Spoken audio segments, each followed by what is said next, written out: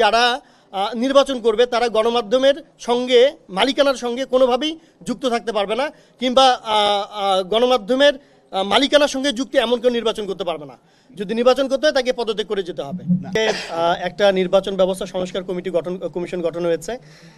এটার ফলাফল আসার আগেই যখন একটা নির্বাচন কমিশন গঠন হয়ে যায় এবং এটা এবারে 5ই আগস্টের একটা ক্যারেক্টার যেটা ছিল যে সেটা হচ্ছে যে বৈষম্যের বিরুদ্ধে একটা আন্দোলন ছিল, কোটার বিরুদ্ধে আন্দোলন ছিল, কিন্তু আমরা দেখলাম যে এবারও ঠিক ওই আগের কোটাতেই একটা নির্বাচন কমিশন ফর্ম হয়েছে।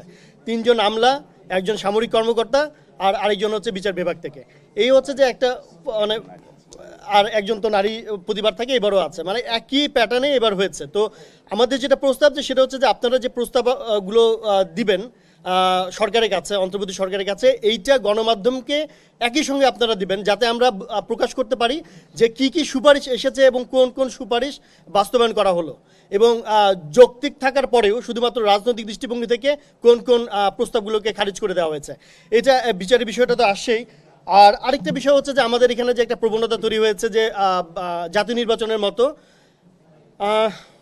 আমাদের যে এফবিসিসি আছে, যে বিজিএমএ আছে, এই প্রতিষ্ঠানগুলো আমরা দেখছি যে কোনো ধরনের নির্বাচন হচ্ছে না। তো আমাদের একটা প্রস্তাব আছে যে সরকারের নিবন্ধিত যে ব্যবসায়ী সংগঠন বা কোনো ধরনের সংগঠন যেগুলো থাকবে সেগুলোতেও আসলে নির্বাচিতই প্রতিনিধি থাকতে হবে, নির্বাচনের মধ্যে এগুলো গঠিত হতে হবে।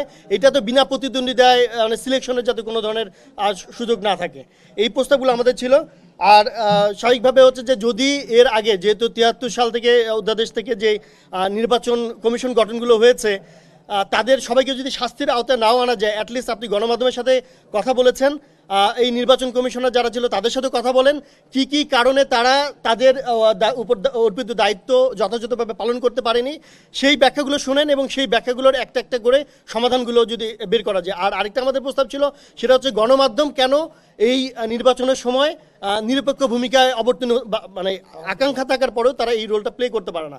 তো আমাদের একটা প্রস্তাব ছিল যে যারা নির্বাচন করবে তারা গণমাধ্যমের সঙ্গে মালিকানার সঙ্গে কোনোভাবেই যুক্ত থাকতে পারবে না, কিংবা গণমাধ্যমের মালিকানার সঙ্গে যুক্ত এমন কেউ নির্বাচন করতে পারবে না। যদি নির্বাচন করতে হয় তাকে পদত্যাগ করে যেতে হবে।